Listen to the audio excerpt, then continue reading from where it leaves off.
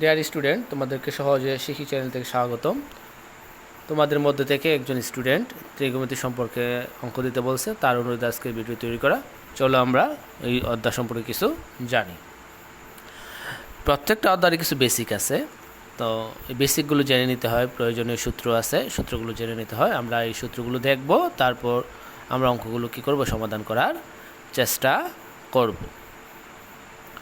তো স্যার, এই অধ্যায়টা শুরু করার আগে আমি তোমাদেরকে একটা জিনিস বলতে চাই। ত্রিকোণমিতি এই অধ্যায়টা 9.1, 9.2 এই অধ্যায়টা যদি তুমি করতে চাও, তাহলে তোমাকে ভগ্নাংশের যোগবিয়োগ সম্পর্কে এবং সূত্রের ব্যবহার সম্পর্কে খুব ভালো ধারণা থাকতে হবে, তাহলে তুমি এই অধ্যায়টা খুব ভালোভাবে বুঝতে পারবে।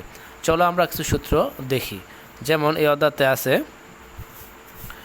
একটা সম্পর্ক আছে, আমরা সবাই জানি যে সাইন থিটা সাথে কার সম্পর্ক। সাইন থিটার সাথে সম্পর্ক হচ্ছে কোসেক থিটা, কস থিটার সাথে সম্পর্ক হচ্ছে সেক থিটা, টেন থিটার সাথে সম্পর্ক হচ্ছে কট থিটা। অর্থাৎ আমরা একটা সূত্র দেখলে পারি যে সাইন থিটার সূত্র হচ্ছে 1/কোসেক থিটা,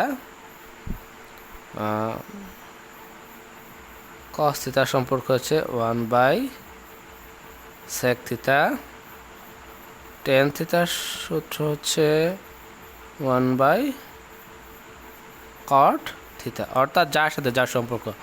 অনুরূপভাবে আমি যদি আবার এই পাশে সূত্র লিখি যে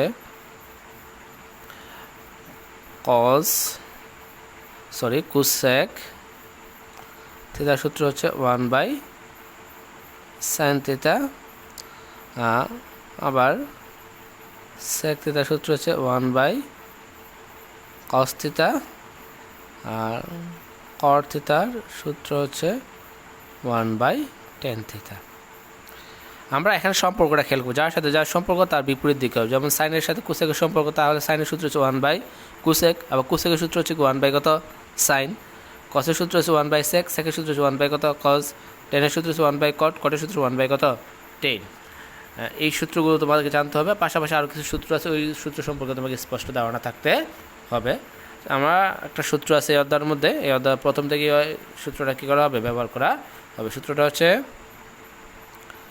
sine square theta plus cos square theta is equal to কত 1। Sine square theta plus cos square is equal to কত 1। এই সূত্রটা তোমার কী থাকতে হবে, জানা থাকতে হবে।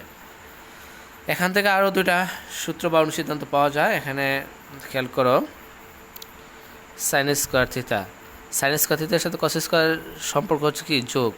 তো একটা সংখ্যা যদি তার একদিকে থেকে অন্যদিকে যাবে, এক পাশ থেকে অন্য পাশে যায়, তাহলে তার চিহ্ন পরিবর্তন হয়।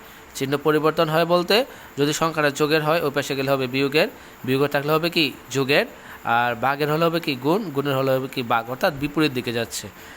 তাহলে আমরা এই সাইন স্কোয়ার সাথে কস স্কোয়ার সম্পর্ক হচ্ছে কি যোগ, তাহলে ওই পাশে গেলে হবে কি বিয়োগ। আবার অনুভাবে এইভাবে লেখা যায় কস স্কোয়ার থিটা 1 - কত সাইন স্কোয়ার থিটা। এবার তুমি কসটা রেখে দিয়েছ, সাইনটা ওপাশে চলে গেছে, তাহলে সাইন হচ্ছে কি যোগের, ওই পাশে গেলে হচ্ছে কি বিয়োগের। আপাতত আমরা এই সূত্রগুলো দেখলাম, আমরা অঙ্ক শুরু করি। এখানে আরও অনেক সূত্র আছে, আমরা ওই সূত্রগুলো যখন নেক্সট অঙ্কতে আমরা যাব, তখন আমরা কি করব স্যার, শুরু করব।